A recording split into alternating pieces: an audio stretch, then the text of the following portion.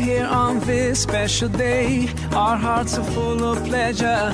A day that brings the two of you close together. We're gathered here to celebrate a moment you'll always treasure.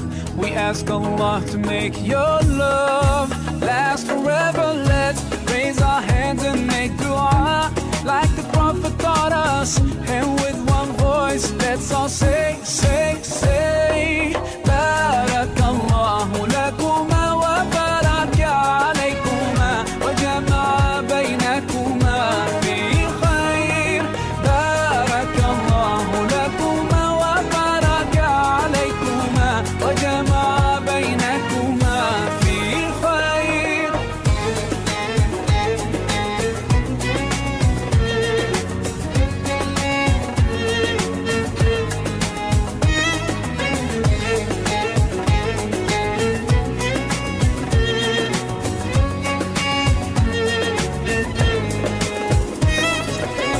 From now you'll share all your joys. Through hardships support each other.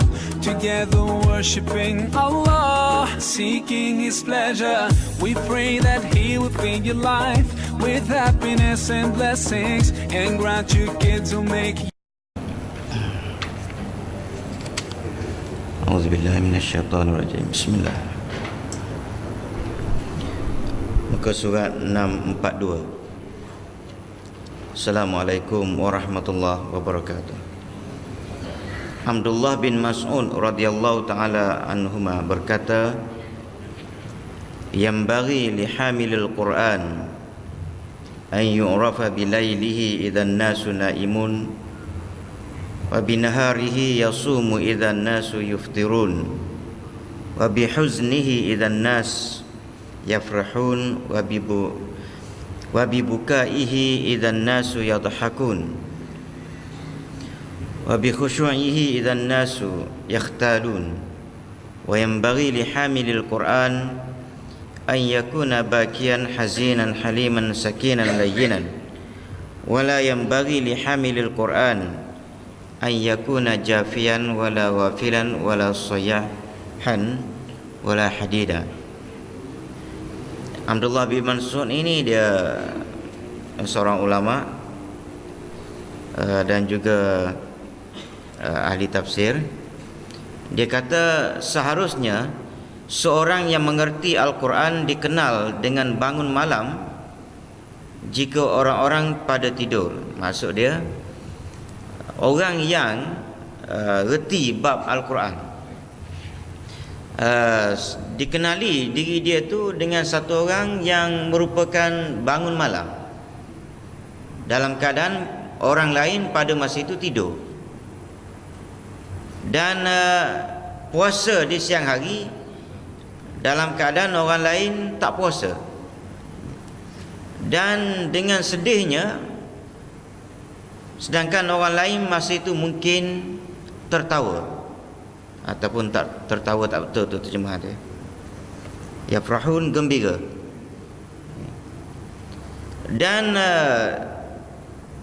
dengan khusyuknya jika orang-orang lain sedang sombong berlagak.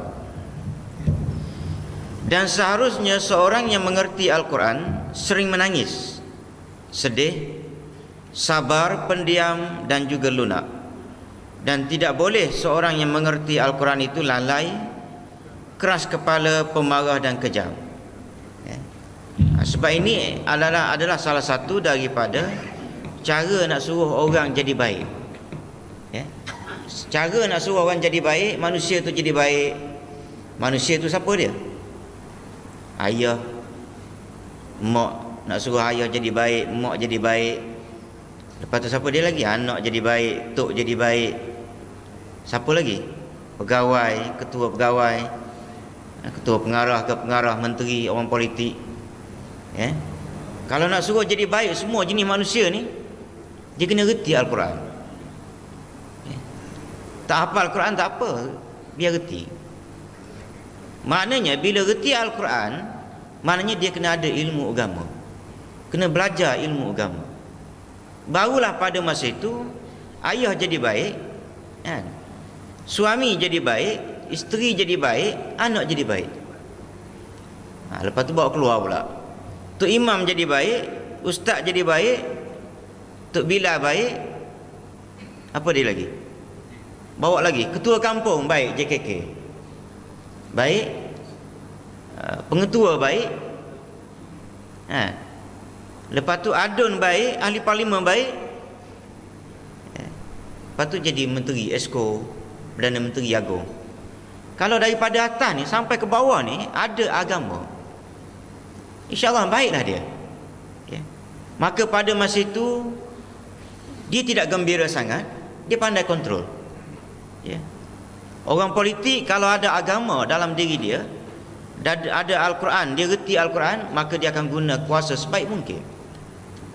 Sebab orang politik ni yang bernama Perdana Menteri ke Menteri Besar ke, kalau ditadbir dengan baik, dengan adil terhadap rakyat dia, maka pada masa itu doa dia tu lebih Allah Ta'ala dengar daripada doa orang lain. Berdoa aja. Antara doa yang Allah Ta'ala dengar mustajab, siapa dia? Orang kena zalim, doa mak ayah, mak terutama sekali. Dan antara banyak-banyak itu ialah pemimpin yang adil. Dia berdoa untuk rakyat dia ke, untuk dia ke, untuk negara dia, negeri dia, Allah Ta'ala dengar. Jadi nak suruh jadi baik, ini dia ke? Kena reti Al-Quran. Jadi erti Al-Quran artinya apa dia? Belajar. Sebutir buku yang kita duk mengadap ni, ini adalah terjemahan, penjelasan dan tafsiran terhadap isi kandungan Al-Quran. Sebab tu di Cape Town yang saya pergi tu, nak kait sikit, dengan Johannesburg, Darul Ulum Zakaria, pembelajaran dia di sana, dia belajar fiqh tu, tafsir ke fiqh lah terutama sekali. Tafsir tu munasabah lah, maknanya tafsir Quran kan. Dia belajar fiqh tuan-tuan, dia ajar anak murid dia fiqh tu menerusi Al-Quran. Dia tak ada buku kitab fiqh, tak ada. Dia baca tafsir, jumpa bab sembahyang, aqimus solah wa atau zakah. Dia ulas bab sembahyang tu, itu bertahun pula. Sembahyang tu 4 rakaat, dia tak ada dalam tu apa, dalam Quran. Cerita sembahyang 4 rakaat, 3 ke 2 ni tak ada. Dalam Quran cari tak jumpa. Maka dia akan ulas itu, dia berdasar kepada hadis, dia bawa pula hadis. Dia ulas cara dia, itu comel. Maknanya sumber ilmu tu daripada Al-Quran. Wa atau zakat, cerita bab zakat pula. Cerita zakat, Syafi'i kata kena keluar dengan beras kalau Malaysia ada. Tapi kenapa pula kita keluar duit? Macam mana nak convert daripada beras kepada duit? Dia akan ulas di situ daripada sumber Al-Quran. Dia tak ada kitab khas, kitab zakat tak ada.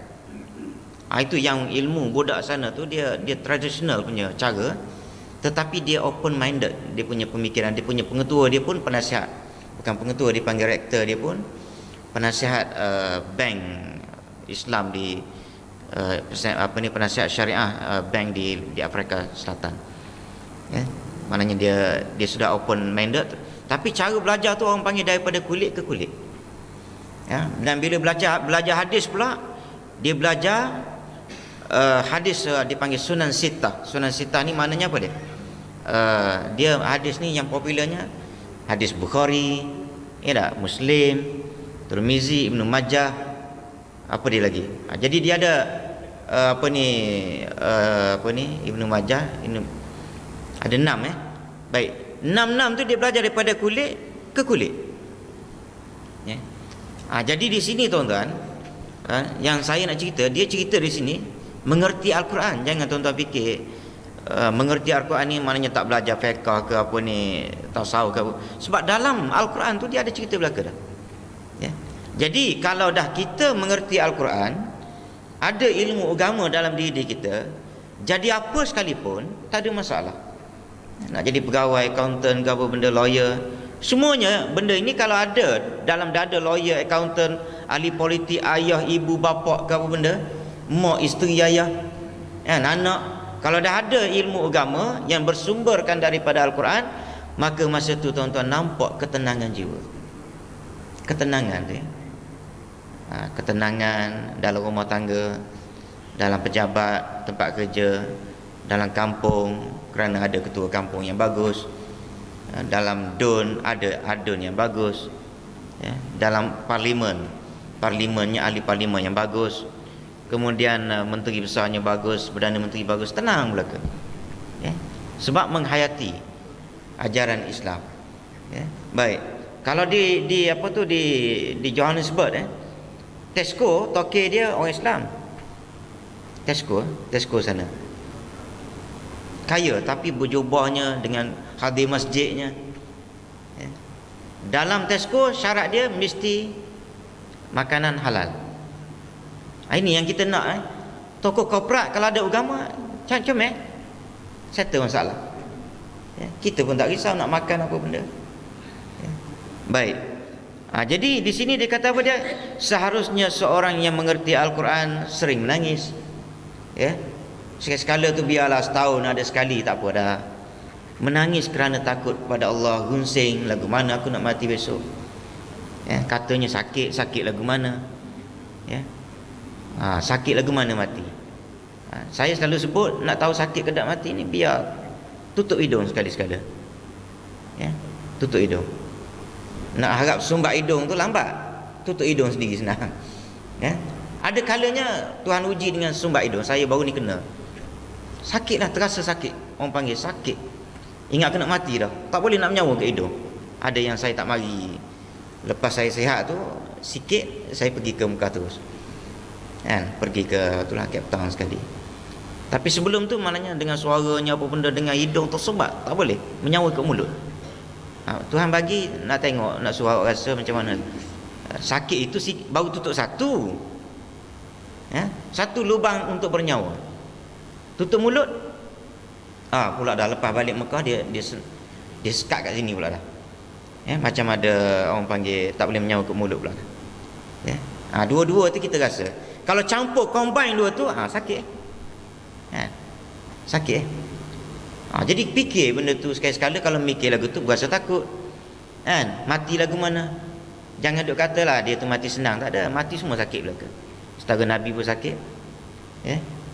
Cuma ada mati aksidennya, apa benda macam-macam lah, ya. Ada yang mati dalam bilik air, kan, ada yang mati atas katil, tapi semuanya sakit belaka, ya.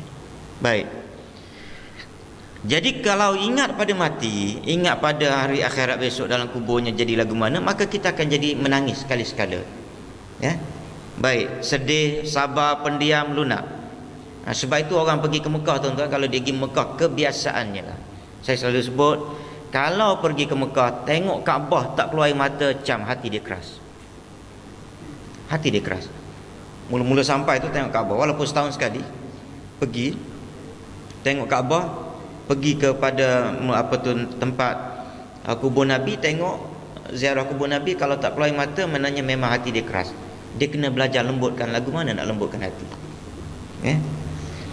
Sabar, pendiam, lunak, dan tidak boleh seorang yang mengerti Al-Quran itu lalai, keras kepala, dan juga pemarah dan juga kejam. Wallahu a'lam.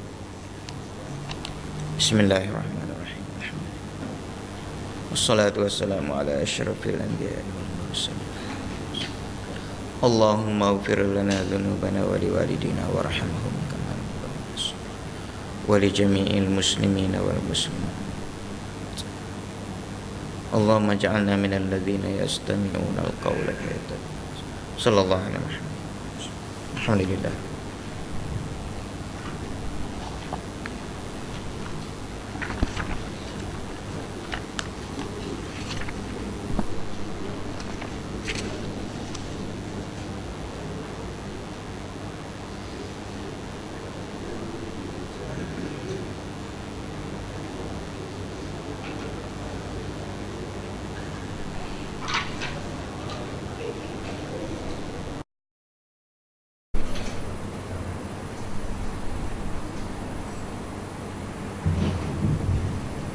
Bismillahirrahmanirrahim. Assalamualaikum warahmatullahi wabarakatuh. Waalaikumsalam. Saya diberitahu bahawa tuan saja kita telah selamat tiba dari Johannesburg semalam, dan insyaAllah akan bersama kita pada saat hari nanti. Jadi insyaAllah pada pagi ini kuliah subuh akan disampaikan oleh Ustaz Adam Nazain dari Yusuf Terengganu. Dia telah terangkan kepada tuan saja. Jadi dengan tidak saya silakan Ustaz Adam untuk memberi tazkirah. Ya, insya-Allah. Assalamualaikum warahmatullahi wabarakatuh. Bismillahirrahmanirrahim. Alhamdulillah nahmaduhu wa nasta'inuhu wa nastaghfiruh wa na'udzu billahi min shururi anfusina wa min sayyiati a'malina. May yahdihillahu fala mudilla lahu wa man yudlilhu fala hadiyalah. Asyhadu an la ilaha illallah wahdahu la syarika lah wa asyhadu anna Muhammadan abduhu wa rasuluh. Allahumma salli wa sallim wa barik ala sayyidina wa habibina wa syafi'ina wa qudwatina Muhammad wa ala alihi wa ashabihi wa man tabi'ahum bi ihsanin ila yaumiddin. Qala Allah Ta'ala fi kitabihil aziz. A'udzu billahi minasy syaithanir rajim. Ya ayyuhallazina amanu dzkurullaha dzikran katsira wasabbihuhu bukratan wa asila. Huwallazi yusalli 'alaikum wa malaikatuhu liyukhrijakum minaz zulumati ilan nur. Wa kana bil mu'minina rahima. Sadaqallahul azim. Terima kasih kepada pihak masjid yang dimuliakan Tuan Imam dan muslimin muslimat yang dirahmati Allah sekalian. InsyaAllah dalam masa singkat pagi ini saya nak mengajak tuan-tuan untuk melihat kelebihan zikir dan tasbih. Kelebihan zikir dan tasbih mungkin tidak berpandukan pada kitab yang tuan-tuan belajar, cuma saya nak ambil khulasah, kesimpulan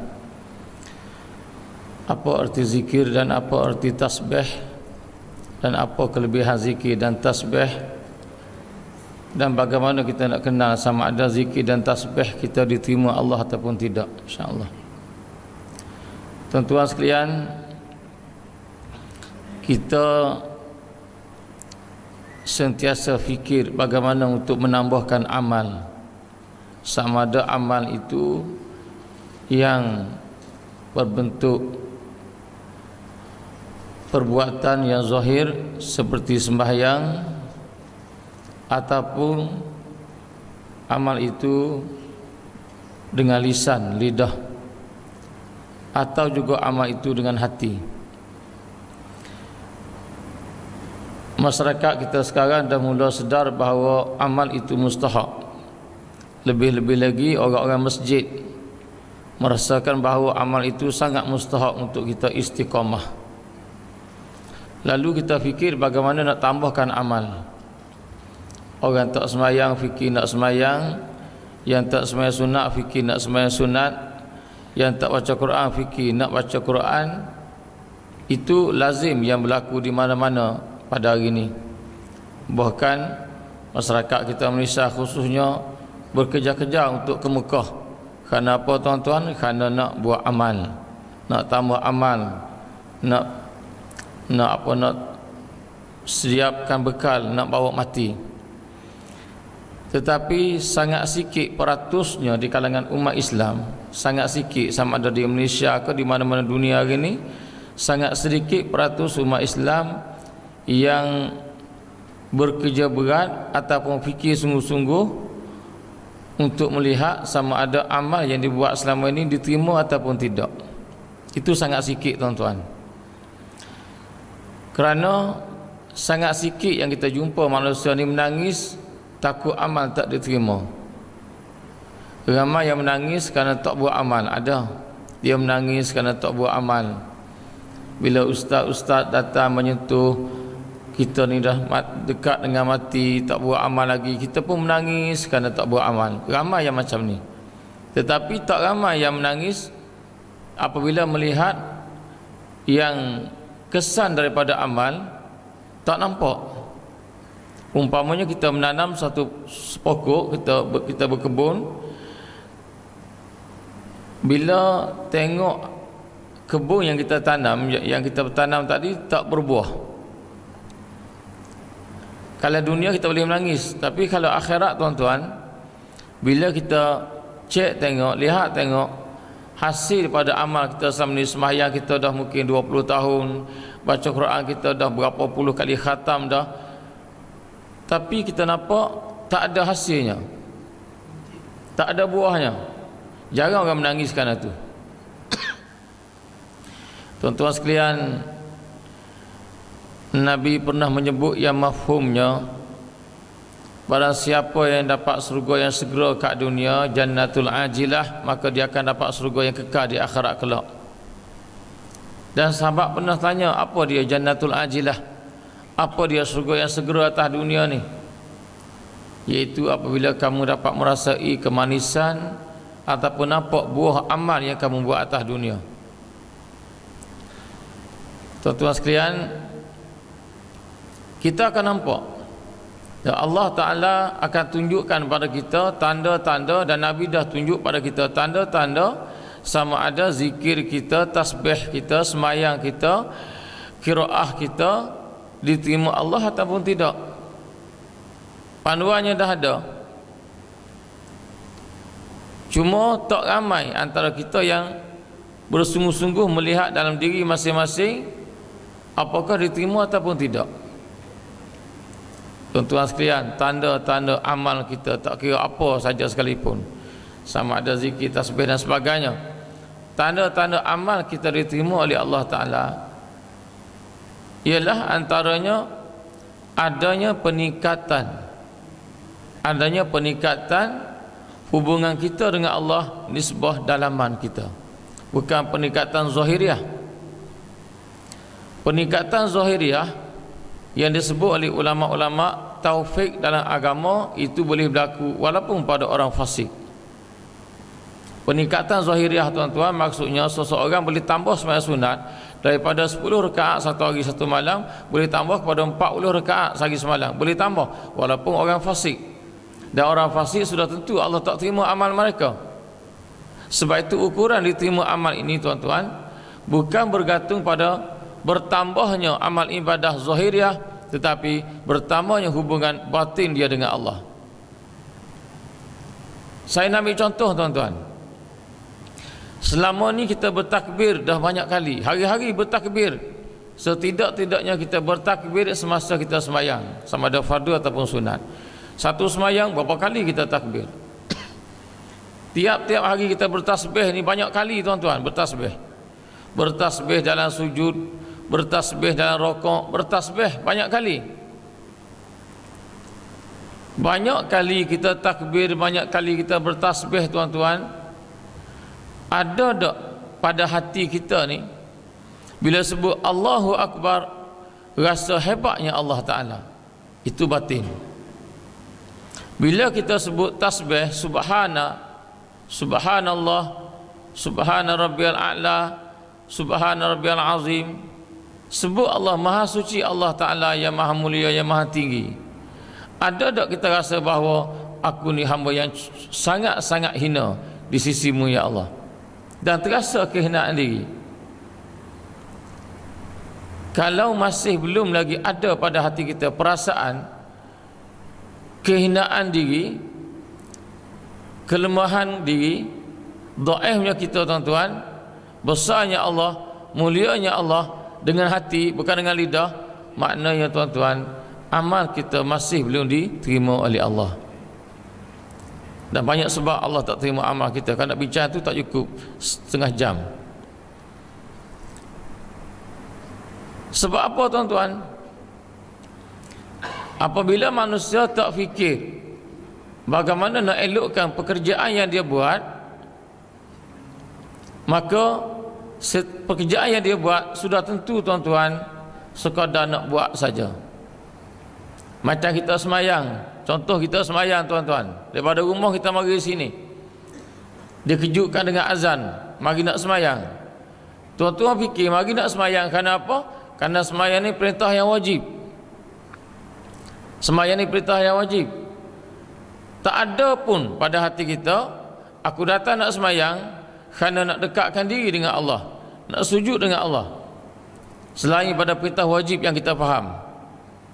Bila tak ada maksud yang perlu kita cari di sebalik amal yang kita buat, maka biasanya orang tadi tidak akan diberi kelebihan amal yang dia buat. Kita tengok tuan-tuan ayat yang saya bacakan tadi. Allah sebut, ya ayyuhallazina amanu dzkurullaha dzikran katsira wasabbihuhu bukratan wa asila. Wahai orang beriman, hendaklah kamu ingat Allah, ingat yang banyak, sentiasa ingat Allah. Sama ada dengan perbuatan, sama ada dengan perkataan, sama ada dengan hati. Zikir fi'li, zikir qauli, dan zikir qalbi. 3 yang Allah sebut. Wasabbihuhu bukratan wa asila. Hendaklah kamu bertasbih, hendaklah kamu bertasbih akan dia, akan Allah Ta'ala, waktu pagi dan petang. Kalau dapat buat dua perkara ni tuan-tuan, ingat Allah dan tasbih. Wallazi yusalli alaikum wa malaikatuhu liyukhrijakum minaz zulumati ilan nur. Pasti akan terbukti, pasti Allah akan tunjuk apa yang dia janji. Kalau tak terbukti di hadapan kita apa yang Allah janji, maknanya zikir kita, tasbih kita ditolak oleh Allah Ta'ala. Apa dia janji Allah tuan-tuan? Wallazi yusalli alaikum, dia yakni Allah yusalli alaikum, akan selawat kepada kamu. Selawat Allah pada kita tuan-tuan dengan bahawa Allah beri rahmat, Allah beri pengampunan. Wa malaikatuhu, malaikat-malaikat Allah juga selawat pada kita, dengan mana malaikat minta ampun daripada Allah untuk kita. Faedah kedua-duanya, hikmah, rahsia selawat Allah dan selawat malaikat pada kita tuan-tuan, apa dia faedah dia? Liyukhrijakum minaz zulumati ilan nur, supaya mengeluarkan kamu daripada kegelapan kepada cahaya. Maknanya tuan-tuan, orang yang Allah terima zikir mereka, ibadah mereka, orang yang Allah terima tasbih mereka, pasti hidup mereka semakin hari semakin cerah, semakin hari semakin cerah. Hati cerah tuan-tuan, dunia memang semakin cerah, hati semakin cerah. Kalau dulu dia tak nampak Allah, sekarang dia nampak Allah dengan mata hati. Kalau dulu tuan-tuan, dia minum, dia makan, dia buat kerja, dia tak nampak Allah beri, dia nampak yang dia cari. Sekarang ni dia nampak Allah beri, baru nampak asbab yang dia cari. Manusia hari ni dia nampak asbab tuan-tuan, dia nampak asbab, dia tak nampak Allah yang menciptakan asbab. Bila makan dia kenyang, dia nampak syukurlah dapat makan, dapat mengenyangkan dia. Walaupun ilmu dia tahu. Manusia yang sudah ngaji tauhid tuan-tuan, wajib i'tikad bahawa tidak ada suatu makhluk pun yang beri bekas pada kita. Itu i'tikad Ahlussunnah wal Jamaah. Makhluk tak beri bekas tuan-tuan. Ubat tak beri bekas pada kita, makanan tak beri bekas pada kita untuk mengenyangkan. Allah yang beri bekas. Tetapi mengapa hati tak nampak Allah, nampak pada asbab? Kerana cahaya tak masuk pada diri. Abu Bakar As-Siddiq bila nampak sesuatu tuan-tuan, dia nampak sesuatu, dia terus nampak Allah. Hebatnya Allah, cantiknya Allah, kuasanya Engkau ya Allah, jadikan benda ni. Baru kenal, baru nampak dengan mata dia, oh ni pokok ni. Kita tuan-tuan tak nampak Allah lagi. Puas dulu nampak benda lain, nampak sesuatu lain, nampak itu, nampak ini, barulah ilmu kata ini Allah. Sebab apa berlaku begitu tuan-tuan? Kerana kegelapan masih belum hilang dalam diri kita, cahaya masih belum masuk pada kita. Kalau kita masih duduk tahap ni tuan-tuan, jangan harap kita nak jadi manusia yang asyakirin, orang yang bersyukur. Jangan harap. Jangan harap nak jadi orang yang as-sadiqin, orang yang benar dalam agama. Jangan harap. Dan jangan harap tuan-tuan kita nak dapat rahmat Allah Ta'ala, kasih sayang Allah Ta'ala sebagaimana yang orang-orang yang dulu-dulu daripada para sahabat Nabi salafus saleh dapat. Akhirnya tuan-tuan, segala amal yang kita buat hari ini, pergi haji dah belah-belah kali, umrah tiap-tiap tahun, zikir ribu-ribu satu hari, baca Quran ni berjuzuk-juzuk satu hari, akhirnya di akhirat kalau Allah kata apa? Faja'alnahu haba'an mansura. Kami jadikan amalan yang dia buat tadi macam habuk yang berterbangan, kosong. Manusia menyesal kat dunia tuan-tuan, hebat dah. Menyesal atas apa perkara sekalipun, dah cukup rasa penderitaan dia. Tetapi menyesal akhirat tuan-tuan, lebih tak tahu beribu kali ganda. Menyesal sekarang atas sesuatu perbuatan pun sudah cukup tuan-tuan untuk memedihkan hati kita. Menyesalnya aku pukul anak sampai patah tangan dia. Menyesalnya aku buat macam ni sehingga aku jatuh kemalangan. Itu pun sudah cukup rasa derita penyesalan kita. Walaupun masih boleh baiki lagi. Menyesal akhirat tuan-tuan lebih dahsyat daripada itu dan tak boleh dibaiki dah. Kita kena baiki sekarang tuan-tuan. Bila kita nampak hasil daripada mujahadah kita, ibadah, tasbih kita, tak nampak lagi cahaya, tak nampak lagi bertambahnya kita dengan Allah Ta'ala, maka kena cek di mana silap dia. Antara kesilapan yang paling besar sekali dalam beramal tuan-tuan, kita tak reti apa yang kita amal. Kita tak reti apa yang kita amal. Saya nak tanya tuan-tuan sekalian, kita dah tasbih rokok ni dah beribu kali tasbih rokok, tasbih sujud dah beribu kali. Tuan-tuan reti tak apa yang tuan-tuan sebut? Subhana rabbiyal azim wa bihamdi. Apa tahu tak reti makna dia? Subhana rabbiyal ala, reti tak makna dia? Tuan-tuan baca duduk antara dua sujud, Rabbil firli sampai habis. Tuan-tuan reti tak apa yang tuan-tuan baca? Buka sembahyang dengan doa iftitah, tuan-tuan reti tak apa yang baca? Kalau tak reti, mengapa tuan-tuan tak cuba reti nak berhadap pada Allah Ta'ala, sedangkan tuan-tuan buat urusan dunia, belajar orang putih, boleh reti selalu. Kita buat kerja dunia tuan-tuan, usaha sungguh-sungguh sampai kita reti kerja dunia yang kita buat, walaupun payah dunia tadi. Mengapa kerja dengan Allah Ta'ala kita main-main saja, tak cuba nak fahamkan makna apa dia sujud, arti tasbih sujud dan arti tasbih rokok. Anak-anak kita tuan-tuan, cuba tanya cuba tanya anak-anak kita, reti tak mereka apa makna tasbih sujud dan rokok? Kadang-kadang anak keluar universiti masih tak reti lagi. Kita nak harap anak kita jadi anak yang soleh, rupa-rupanya bukan jadi anak yang soleh, anak yang membebankan kita semasa kita berada di alam barzakh. Kenapa? Dia tak reti hakikat sujud kepada Allah. Ini yang berlaku. Kalau kita nak bahas pula apa arti tasbih tuan-tuan, apa arti tasbih, apa arti takbir. Mungkin kita kata takbir itu Allahu Akbar, mungkin kita kata tasbih itu subhanallah. Kalau kita kata takbir, kalau kita kata membesarkan Allah itu dengan Allahu Akbar, takbir itu Allahu Akbar. Kalau kita kata tasbih itu subhanallah, mana tuan-tuan sendiri pun masih tak reti lagi apa itu takbir dan tasbih. Allahu Akbar itu kalimah membesarkan Allah, bukan takbir. Subhanallah itu kalimah mensucikan Allah, bukan masih belum lagi dikatakan tasbih. Itu kalimah tuan-tuan. Macam kita sudah makan, sudah kita makan, kita sebut alhamdulillah dengan lidah kita, itu bukan syukur, itu kalimah syukur. Kesemua itu dinilai tuan-tuan, sama ada takbir, sama ada tasbih, sama ada tahmid, semua sekali dinilai ialah sejauh mana kamu faham yang kamu sebut, itu baru masuk. Dalam kitab yang tuan-tuan belajar, Tanbihul Ghafilin, itu satu kitab yang sangat baik, makna pun dah baik, penjagaan, peringatan bagi orang lalai. Siapa dia lalai? Kita lalai tuan-tuan. Tuan-tuan dah baca sampai bab tasbih, dah banyak dah baca sampai bab tasbih, Masya Allah. Apa arti tasbih? Tasbih artinya mensucikan Allah. Gunalah kalimah apapun,